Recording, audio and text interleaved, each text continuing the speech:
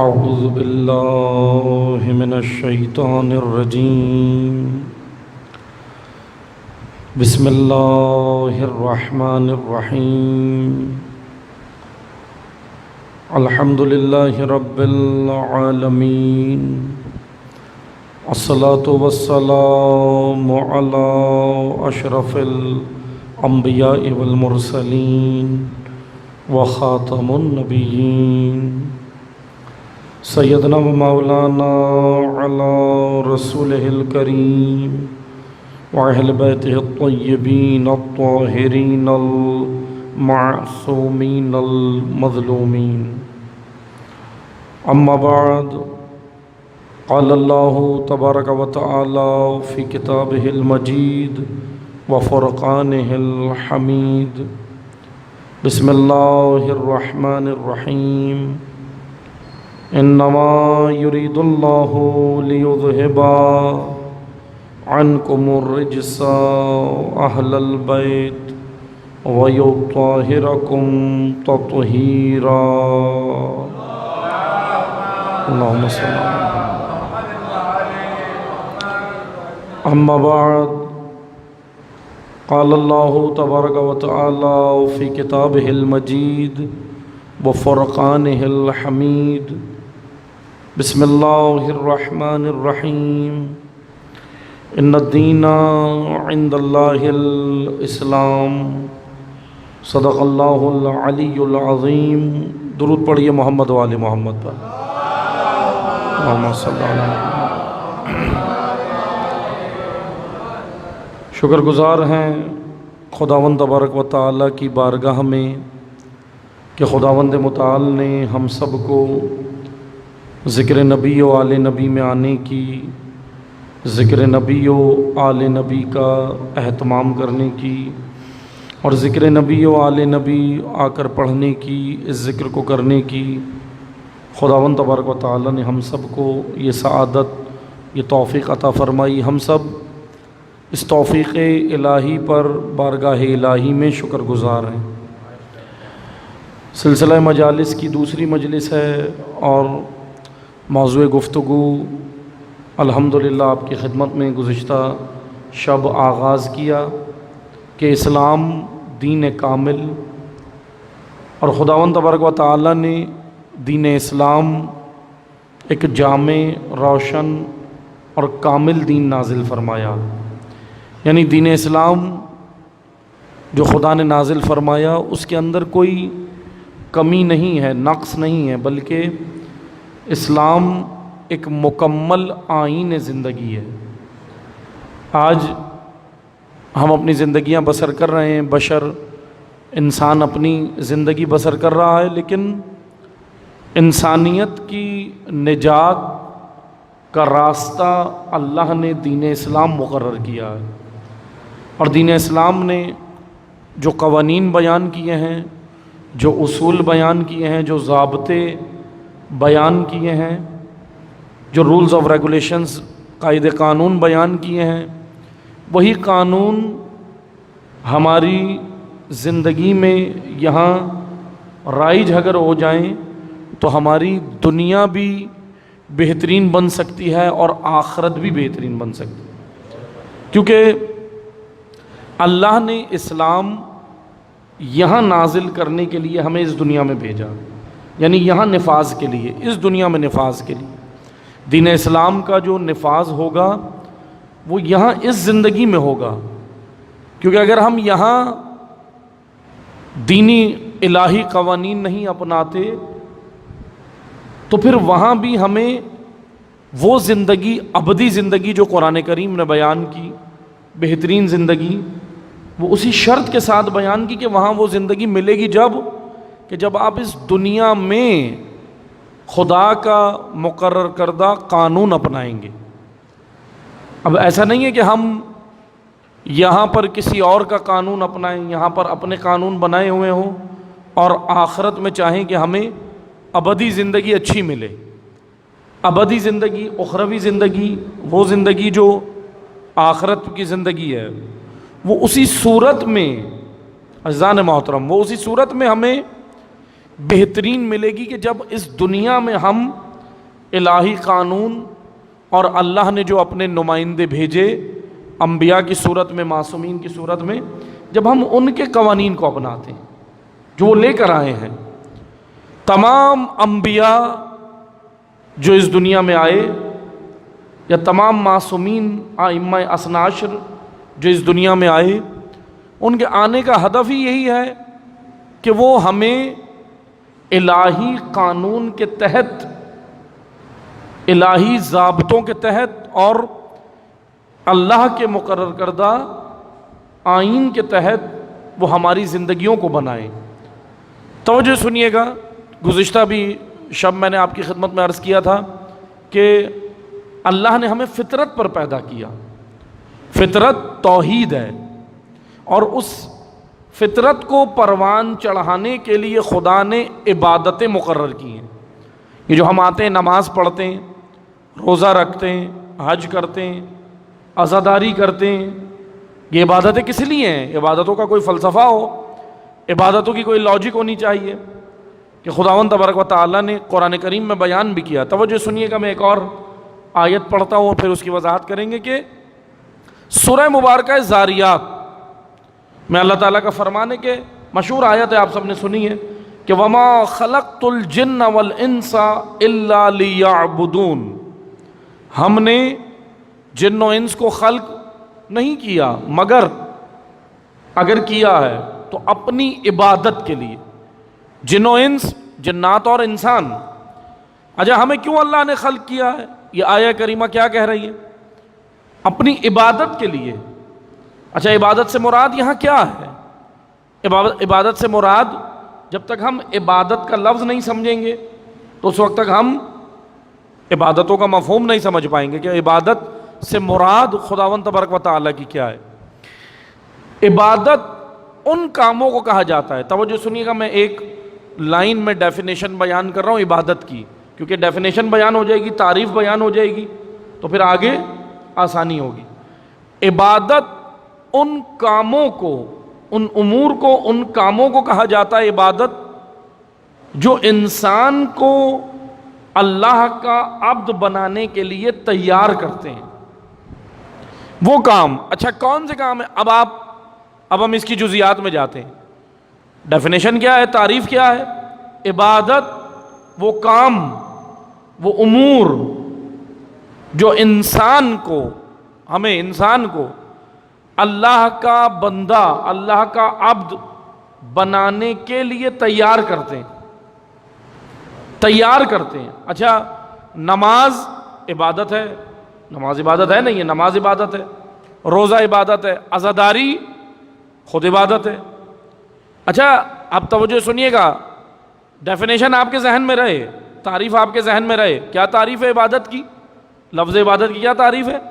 کہ وہ کام، وہ سارے کام جو ہمیں اللہ سے قریب کریں، اللہ کا عبد بنائیں، خدا کا بندہ بنائیں، وہ کام عبادت ہیں. یعنی کہ صرف نماز ہی نہیں، نماز سے بڑھ کر اور بھی چیزیں عبادت ہیں. اگر آپ کسی کی مدد کر رہے ہیں، کسی کو راشن دے رہے ہیں، کسی کی تعلیم میں مدد کر رہے ہیں، کسی اور کام میں آپ کوئی فلاحی ادارہ چلا رہے ہیں یا کچھ مدد کر رہے ہیں، لیکن آپ کی نیت پر انحصار ہے. انحصار نیت پہ ہوتا ہے. عمل کا دار و مدار نیت پر ہے نا، انما الاعمال بالنیات. بھئی عمل کا دار و مدار نیت پر ہے، اللہ نے نیت پر رکھا ہے. نیت کیا ہے؟ ارادہ کیا ہے؟ اب توجہ سنیے گا، نیت و ارادہ انسان کا دو طرح کا ہوتا ہے. توجہ ہے آپ کی؟ پھر میں آگے بڑھوں. نیت و ارادہ دو طرح کا ہوتا ہے عمل میں.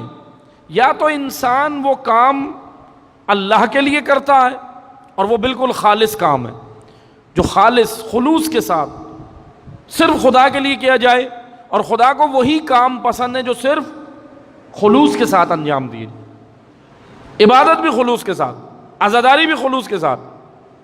یعنی اللہ کو صرف وہی کام پسند ہیں جو صرف اس کے لیے ہوں، اس میں کوئی دوسرا شامل نہ ہو، غیر اللہ شامل نہ ہو. اللہ کے علاوہ نیت و ارادے میں کوئی اور شامل نہ ہو.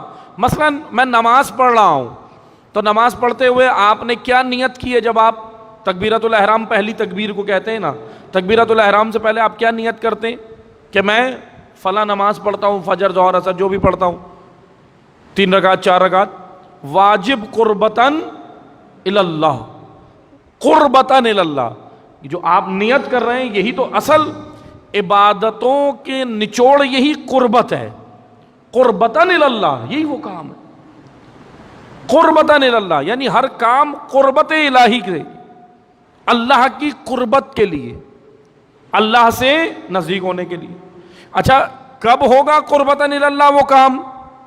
جب صرف اللہ کے لیے ہوگا، اس میں کوئی اور چیز شامل نہ ہو۔ لیکن ہاں بہت سارے کام ہم کرتے ہیں، چلیں آئیں آ کر ایک حدیث میں آپ کو سناتا ہوں، حضرت امیر المومنین علی ابن ابی طالب علیہ الصلوۃ والسلام، اللہم صلی اللہ، مولا علی علیہ السلام کا فرمان ہے کہ عبادتوں کی بھی آفت ہے۔ آفت بیماری کو کہتے ہیں، جیسے ہمارے بدن کو بیماری لگتی ہے نا، بخار ہو جاتا ہے، نزلہ ہو جاتا ہے، کھانسی ہو جاتی ہے، کوئی اور مرض ہو جاتا ہے، دل کا مرض ہو جاتا ہے، شوگر ہو جاتی ہے، بلڈ پریشر ہو جاتا ہے، مختلف قسم کے امراض ہوتے ہیں، مختلف قسم کی بیماریاں ہیں، بیماری کو کہتے ہیں آفت۔ کیا کہتے ہیں؟ آفت۔ جیسے عام مثلاً آپ دیکھتے ہیں گاؤں دیہات کے اندر کھیت ہوتے ہیں، فصلیں اگتی ہیں، فصلیں ہوتی ہیں نا، فصلوں کو بھی آفت لگتی ہے یا نہیں؟ اس فصل کی آفت ہوتی ہے کیڑا۔ وہ کیڑا اگر اس فصل کو لگ جائے، اس فصل کو کھا لے تو فصل تباہ ہو جاتی ہے۔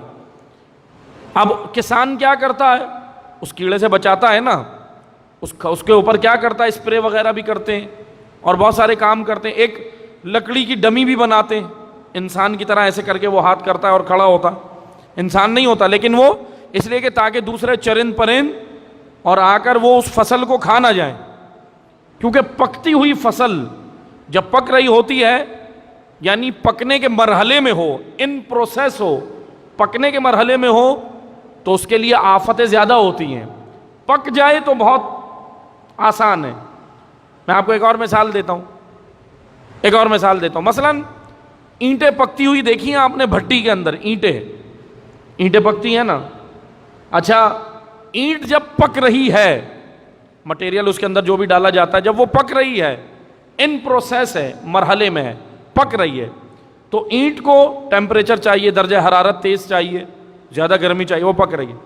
اچھا اگر کچی اینٹ پکی ہوئی نہ ہو، کچی ہو، کچی اینٹ کو اگر ہم بارش میں رکھ دیں کیا ہوگا؟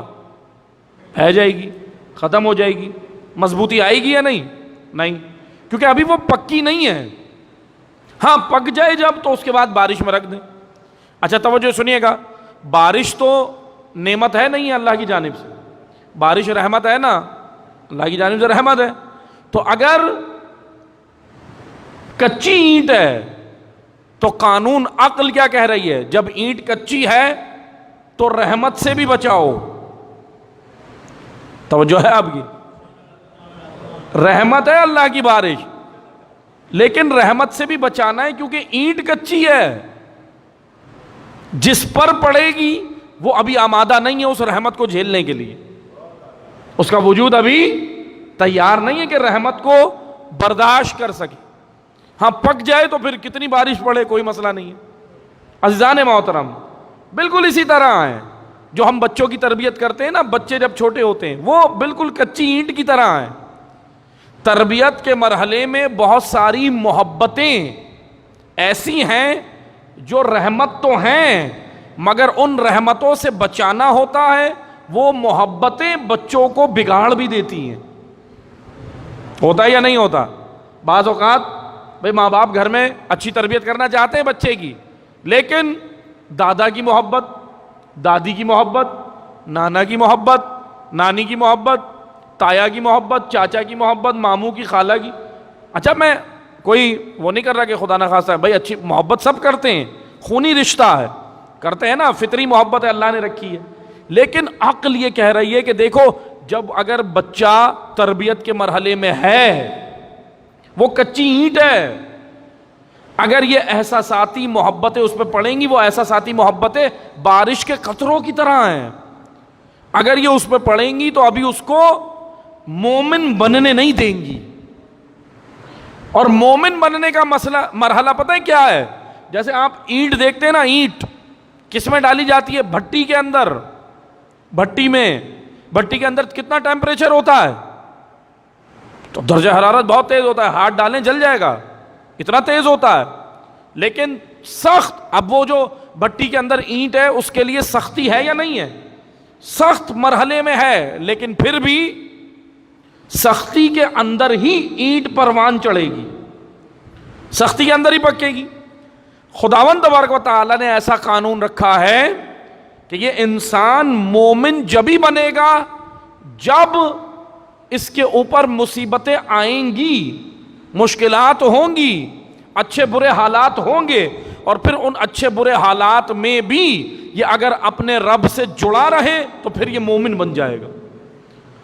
سختی تو آئے گی اس کے وجود پہ، لیکن اس اینٹ کی طرح، مثال ذہن میں رہے، اس اینٹ کی طرح سختی میں تو ہے، لیکن وہ سختی اینٹ برداشت کر رہی ہے یا نہیں؟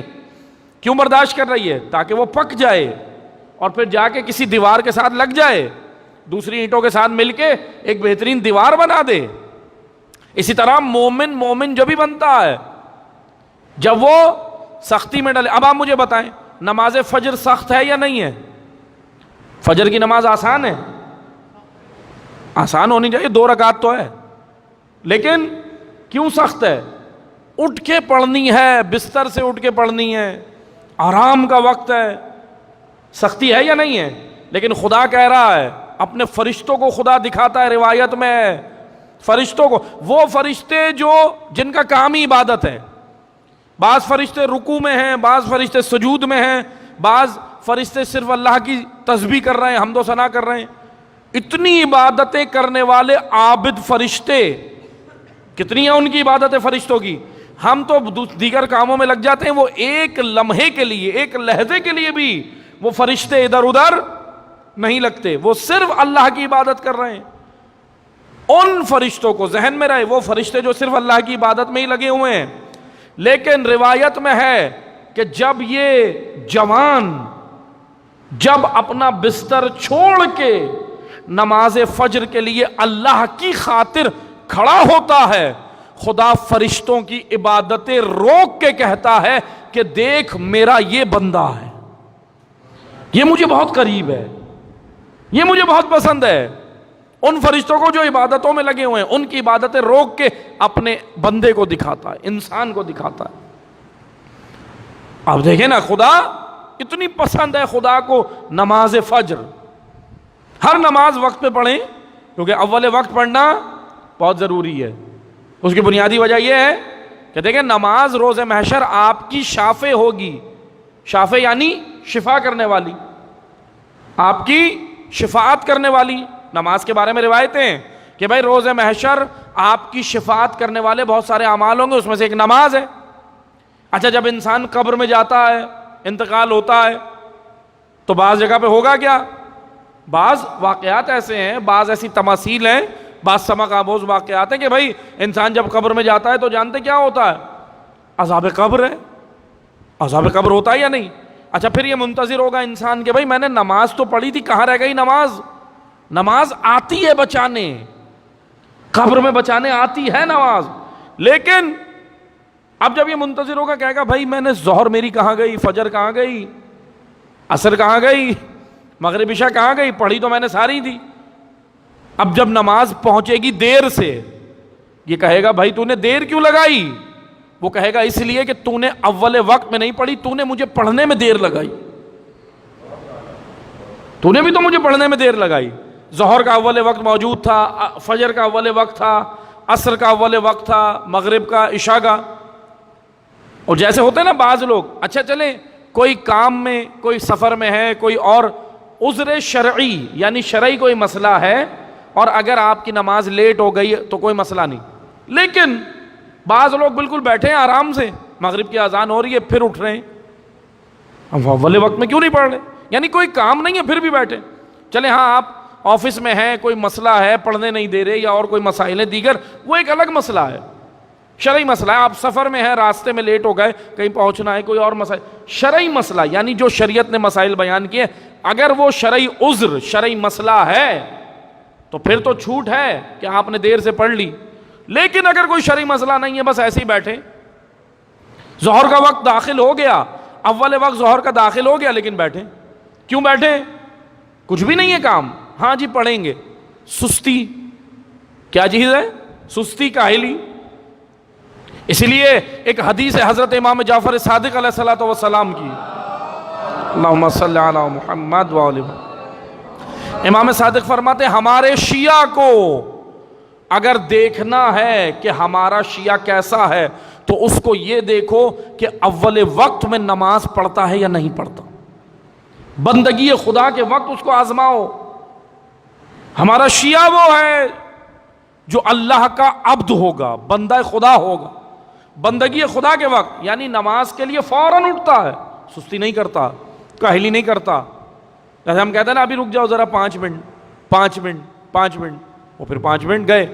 تو عزیزان محترم، آپ مجھے بتائیں کہ فجر کی نماز سخت ہے، سب سے زیادہ سخت ہے، مشکل ہے، کیونکہ اٹھ کے بیدار ہو کے پڑھنی ہے نیند سے، لیکن اجر بھی سب سے زیادہ اسی کا رکھا، اجر بھی رکھا. کیوں خدا نے؟ اچھا اب توجہ سنیں، اسی لیے تو کہتے ہیں نا کہ مومن بنے گا ہی جب ان سختیوں میں جائے گا. سختیوں میں نہیں گیا تو وہ مومن نہیں بنتا.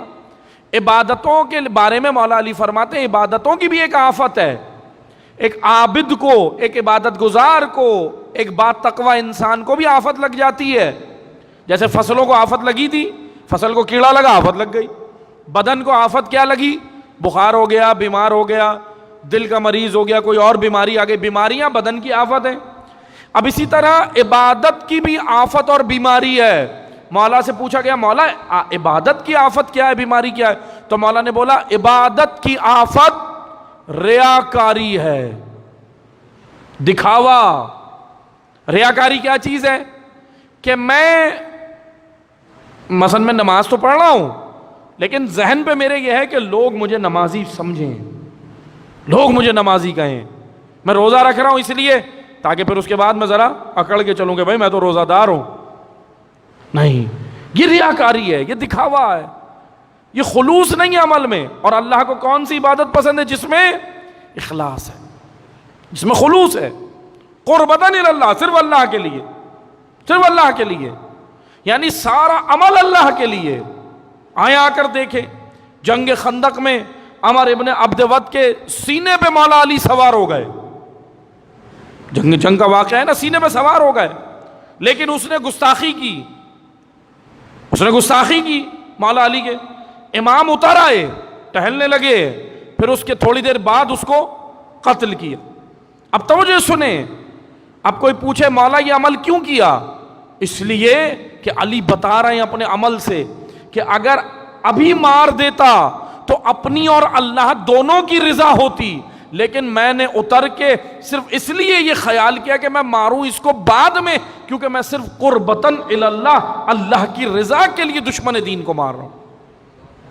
یعنی مولا علی کا ہر عمل اللہ کے لیے، ہر عمل خالص ہے. عبادتیں خالص. عبادتوں کا معنی پتہ ہے نا ذہن میں؟ عبادتیں وہ کام جو ہمیں اللہ کا بندہ بنائے، جو اللہ سے قریب کرے، وہ عبادت ہے، وہ عبادت ہے. لیکن ہاں یاد رکھیں بہت ساری چیزیں عادت بھی بن گئی ہیں ہماری. عادت نہیں، عبادت. عبادت میرے وجود کی تربیت کرے گی. نماز کس لیے رکھی گئی؟ الصلاۃ تنہی عن الفحشاء والمنکر. قرآن کہہ رہا ہے بھائی نماز اس لیے تاکہ تم برائی سے رکو، فحاشی سے رکو.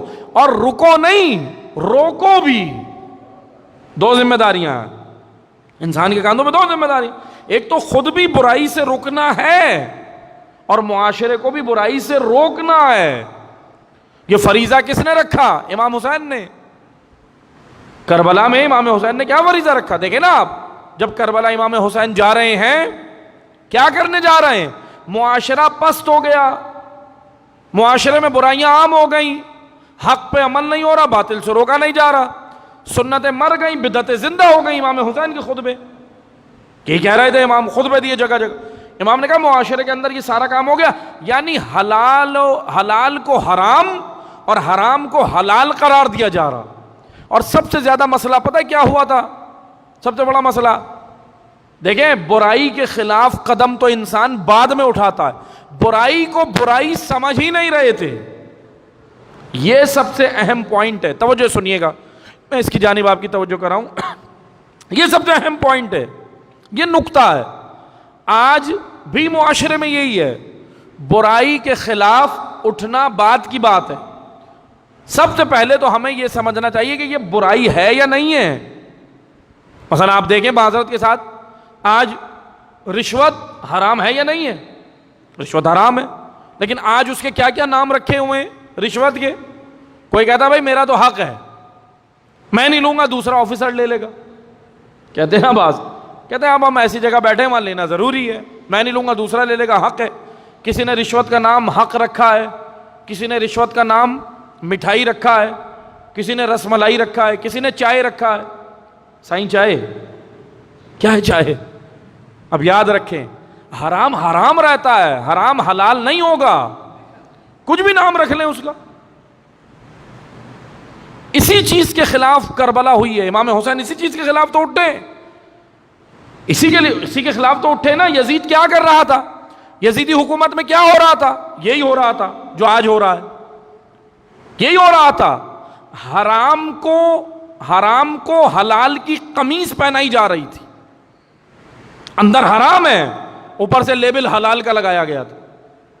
یہی کام جیسے آپ دیکھتے ہیں نا، باہر ملکوں میں جو جاتے ہیں انہیں پتا ہے، یورپی ممالک میں اور دیگر ممالک میں، وہاں پہ لکھا ہوتا ہے حلال کھانا، حلال فوڈ. پاکستانی جب وہاں جاتے ہیں یا مسلمان جب جاتے ہیں ایسے ملک میں جو کرسچن ملک ہیں یا یہودیوں کے ملک ہیں، جب وہاں جاتے ہیں تو دیکھتے ہیں بھائی حلال لکھا ہوتا، لیکن وہاں وہ اصل میں وہ جو لکھ کے لگاتے ہیں وہ کس کے مطابق حلال کیا ہے یہ پوچھنا ضروری ہے. وہاں ہم جاتے ہیں، ہم کہتے ہیں بھائی حلال لکھا ہے بس کھا لو. نہیں، وہاں حلال تو انہوں نے لکھا ہے، لیکن حلال اسلام کے مطابق نہیں لکھا ہوا، وہ اپنے مطابق وہ کہتے ہیں حلال ہے. اس پہ یہ بڑا ایک اہم ترین نقطہ ہے جو بعض لوگ دیگر ممالک میں جاتے ہیں ان کے لیے، کہ بھائی وہاں کھانے پینے میں بڑے مسائل ہیں. کیونکہ وہ جو حلال لکھتے ہیں، مثلا گوشت ملے گا آپ کو، دمبا بھی ملے گا، بکرا بھی، گائے بھی، چکن بھی، سب ملے گا، لیکن لکھا ہوا ہے حلال. اچھا حلال، اب ان سے پوچھو، وہ گوشت کو حلال کہہ رہے ہیں. اسلام نے ان گوشت کو حلال کہا نا، وہ جو لکھتے ہیں وہ گوشت کو حلال کہہ رہے ہیں. وہ یہ نہیں کہہ رہے کہ حلال طریقے سے ذبح بھی ہوا ہے. ذبیحے کا نہیں پتا کہ حلال طریقے سے ہوا بھی ہے یا نہیں. اچھا مسلمان وہاں جاتے ہیں اور وہ کھا رہے ہوتے خوب، وہ کہتے ہیں بھائی حلال تو لکھا ہے، مسلمانوں کی جگہ ہے حلال کھانا. نہیں، وہ اپنے طریقے سے ذبح خود کرتے ہیں. وہ کیا آپ سے طریقہ پوچھتے ہیں کتنی رگیں کٹنی چاہیے، کیا ہونا چاہیے، نرخرا کیسے ہونا چاہیے، کیا کاٹنا چاہیے؟ جو شرائط اسلام نے رکھی وہ کوئی پوچھتے ہیں؟ نہیں، تو ان کا کاروبار ہے. بس میں مثال یہ اس لیے دے رہا تھا کہ دیکھیں اوپر لیبل حلال کا لگا ہے اور انسان دھوکے میں آ جاتا ہے. اسی طرح ہم بہت سارے کام ایسے ہیں آج ہم دھوکے میں آ رہے ہیں، اوپر لیبل لگے کہ ہاں بھائی یہ کام صحیح ہے، اور اندر جو ہے وہ دینی معیار نہیں ہے. یہی کام یزیدیت میں، یزید کی حکومت میں، کربلا کے وقت یہی ہو رہا تھا. حرام کو حلال بنا دیا گیا تھا، حلال کو حرام کر دیا گیا تھا. اچھا یزید کیا چاہ رہا تھا؟ توجہ سنیں، یزید کیا چاہ رہا تھا؟ ذرا یزید کا تعارف ہونا. یزید چاہتا کیا تھا؟ کیوں امام حسین اٹھے؟ یزید چاہ کیا رہا تھا؟ یزید یہ چاہ رہا تھا کہ یزید یہ نہیں کہہ رہا تھا کہ نماز نہیں پڑھو، یزید کہہ رہا تھا پڑھو، خوب پڑھو نماز، لیکن نماز کے بعد معاذ اللہ، الیعوذ باللہ، الیعوذ باللہ، آپ جھوٹ بھی بولو کوئی مسئلہ نہیں، آپ گناہ بھی کرو کوئی مسئلہ نہیں، آپ زنا بھی کرو کوئی مسئلہ نہیں، کہ سارے کام وہ یعنی آپ نماز کو ساتھ لے کے چلو، یہ کام بھی کرو، سود بھی لو کوئی مسئلہ نہیں، لیکن نماز نہیں چھوڑنا. سود پہ کاروبار کرو، اول وقت جیسی اذان اور نماز کے لیے فوراً دوڑو. آج یہ دین ہے نہیں ہے؟ آج بھی یہ دین ہے یا نہیں ہے؟ آج بھی یہ دین کی مسخ شدہ شکل موجود ہے. یہ دین، یہ امام حسین کا دین نہیں ہے، عزادارو یاد رکھیں. دین کی یہ شکل آج بھی موجود ہے. اور جب ایسے افراد سے پوچھا جائے بھائی آپ یہ کیا کر رہے ہو، کاروبار حرام طریقے سے، اور پھر نماز کے بھی پابند ہیں بعض لوگ ایسے ہیں، جب پوچھا جائے تو کہتے ہیں بھائی یہ اپنی جگہ، کام اپنی جگہ، نماز اپنی جگہ. نماز اپنی جگہ، یہ بڑا خطرناک جملہ ہے. وہ کون سی نماز ہے جو زندگی میں اثر ہی نہ ڈالے؟ جب زندگی میں اثر ہی نہیں ڈال لی تو وہ نماز کب ہے؟ نماز میرے وجود پہ اثر ڈالے گی تو نماز ہے. نماز میری زندگی میں، میرے کاروبار پہ، میرے گھر پہ، میرے بچوں پر، میرے محلے میں، میرے علاقے میں، میرے ملک میں جب عبادتوں کا اثر ڈلے گا تو پھر وہ عبادتیں. ورنہ عبادت کب ہے؟ ورنہ نماز نہیں ہے. معذرت کے ساتھ وہ ایک روٹین کی ایک عادت ہے. یہ عادت ہی ہو گئی نا ایک، کہ آئے کام بھی کیا، جھوٹ بھی ہے، دھوکہ بھی ہے، فریب بھی ہے، غیبتیں بھی ہیں، رشوت بھی ہے، حرام خوری بھی ہے، سب کچھ ہے، لیکن ساتھ ساتھ نماز بھی ہے، عزاداری بھی ہے. اب چلیں آ جائے عزاداری تک. بعض لوگوں نے معذرت کے ساتھ عزاداری کے حوالے سے بھی یہ طریقہ بنایا ہوا. بعض کہتے ہیں بھائی عزاداری کا مقصد سمجھیں، عزاداری کس لیے تھی؟ دیکھیں یہ جو تفکر ہے نا، معذرت کے ساتھ توجہ سنیے گا، ایک فکر ہے نا، ایک سوچ ہے کہ بھائی ہم گناہ کرتے ہیں تو کیا ہو گیا؟ فرش اعضا پہ جا کے آنسو بھی تو بہاتے ہیں، گناہ دھل جاتے ہیں. یہ سوچ ہے یا نہیں ہے؟ آپ مجھے بتائیں، معاشرے میں ہے.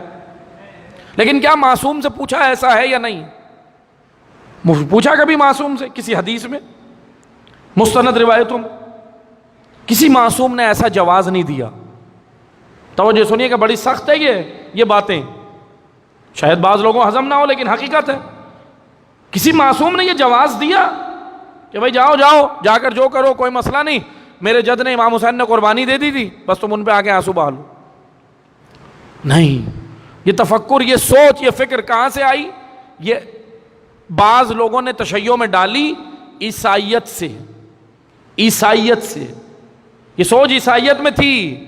کیا تھی؟ توجہ سنیں کہ پورے ہفتے گناہ کرو، پیر سے لے کر ہفتے تک پورے ہفتے گناہ کرو، اور پھر اتوار کو چرچ میں جاؤ اور جا کے دعا کرو، پرے کرو، دعا کرو، اور پھر پادری تمہارے سر پہ ہاتھ پھیرے گا، چرچ کا پادری، اور جیب سے چندہ باکس ہوگا، اس میں پیسے ڈالنا.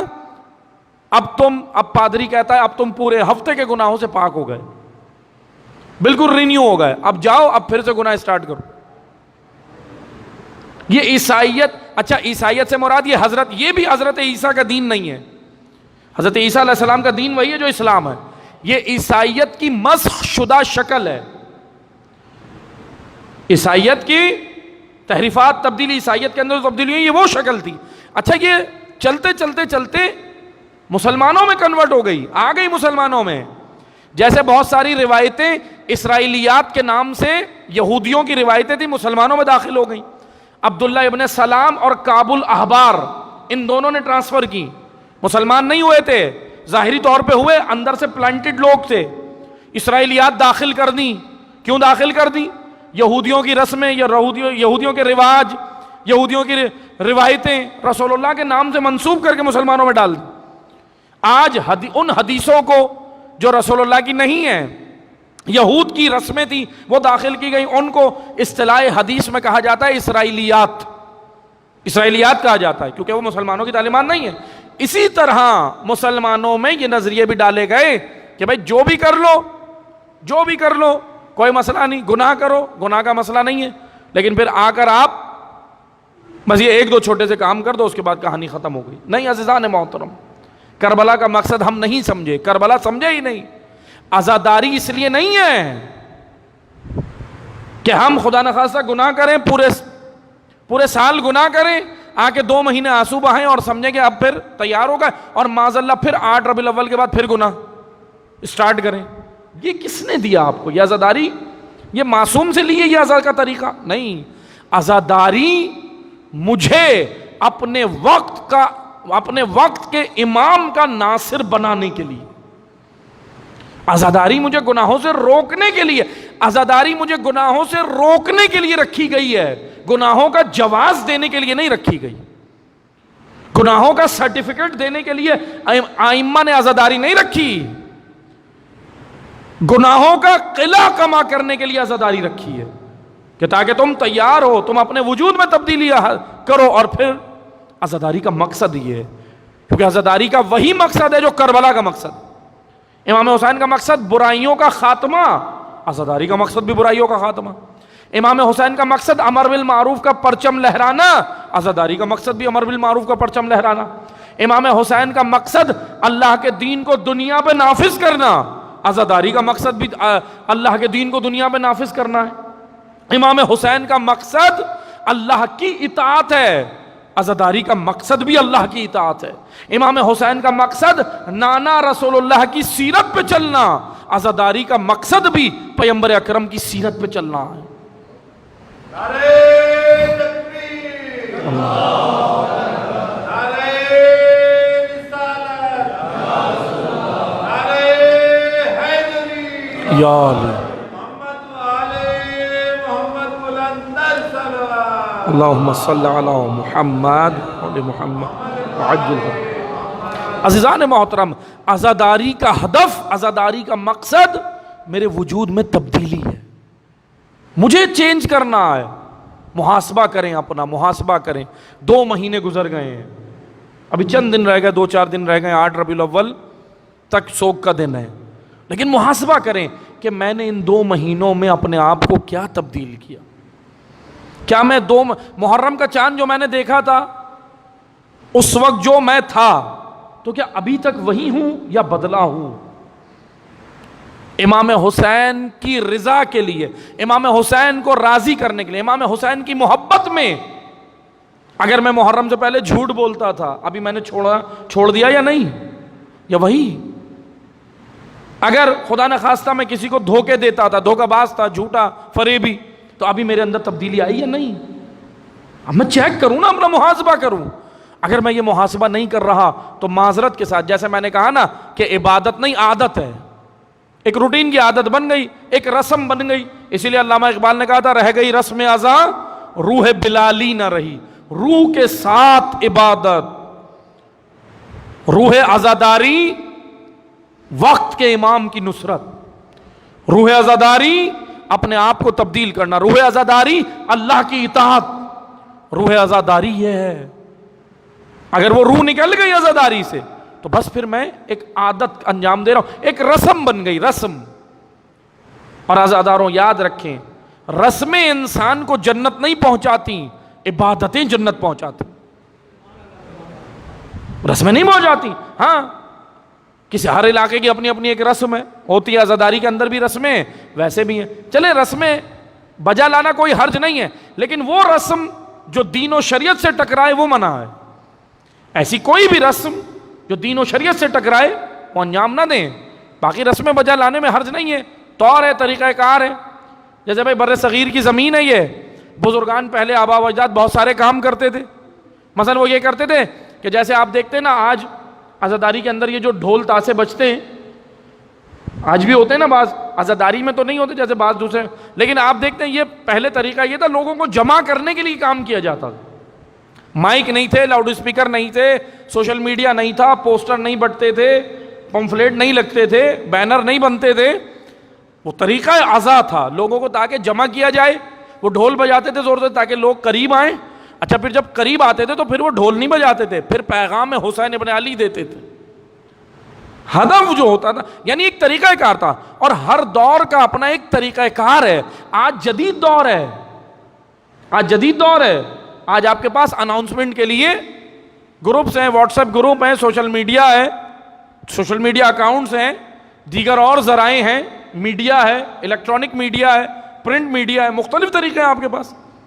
اس وقت عزاداری کے لیے بہت ساری چیزیں اس طرح تھی. لیکن توجہ سنیں، بہرحال اصل ہدف عزاداری کا تبدیلی ہے، عزادار کو حقیقتاً مطیع خدا بنانا. بس عزیزان محترم، جو کربلا میں امام حسین نے کام کیا وہی عزاداری کا ہدف ہے.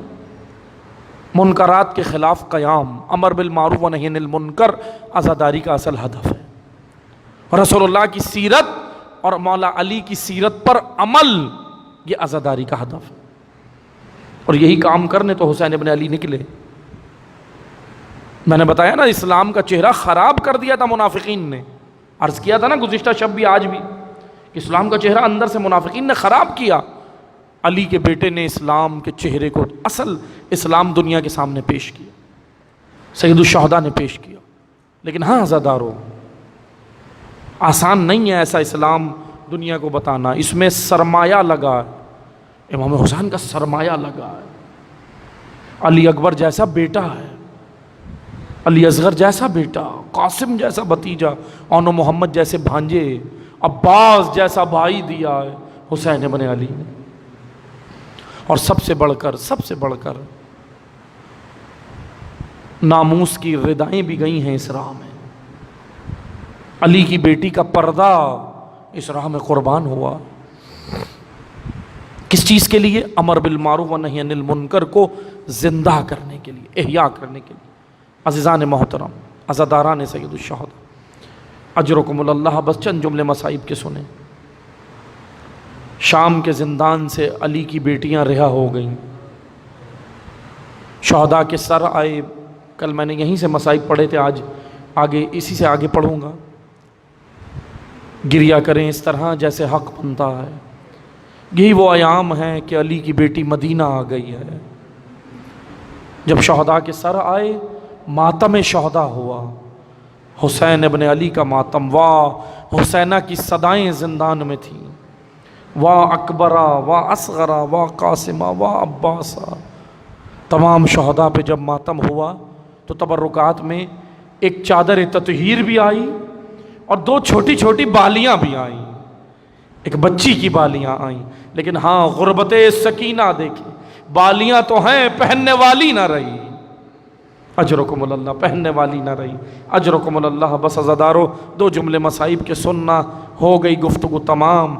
علی کی بیٹی رہا ہوئی، سید سجاد نے جب کاروان چلنے لگا نا، سید سجاد نے کہا پھوپھی اماں ایک راستہ مدینے جاتا ہے، ایک کربلا جاتا ہے، اجرکم اللہ۔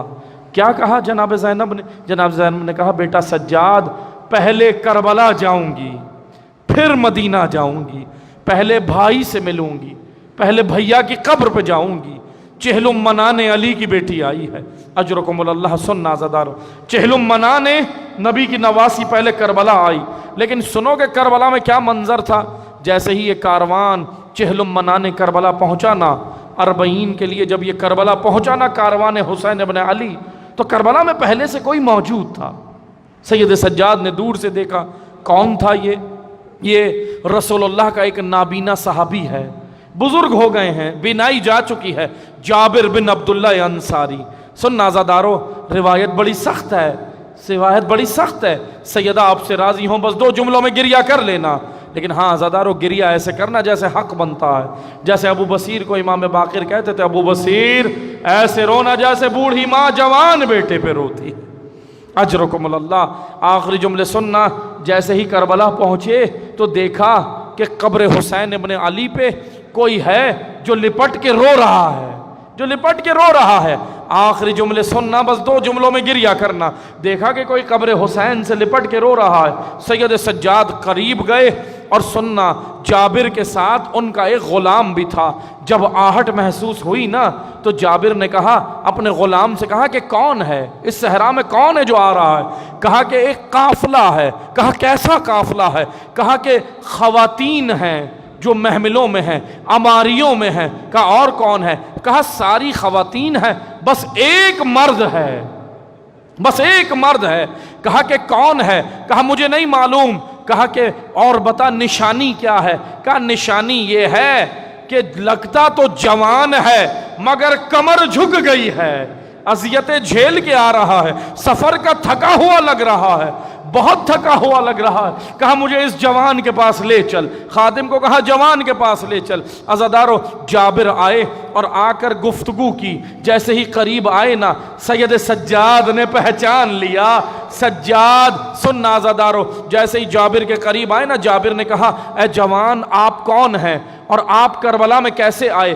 جابر کو سید سجاد نے کہا کلیجہ تھام کے سننا عزادارو، کہا جابر آپ نبی کو جانتے ہو، اللہ کے نبی کو جانتے ہو؟ کہا کیسی بات کر رہے ہو، میں ان کا صحابی ہوں۔ کہا نبی کے نواسے کو جانتے ہو؟ کہا دو نواسے، ایک حسن ایک حسین۔ کہا دوسرے نواسے حسین ابن علی؟ کہا ہاں میرے آقا کی قبر ہے، میں اسی سے لپٹ کے رو رہا تھا۔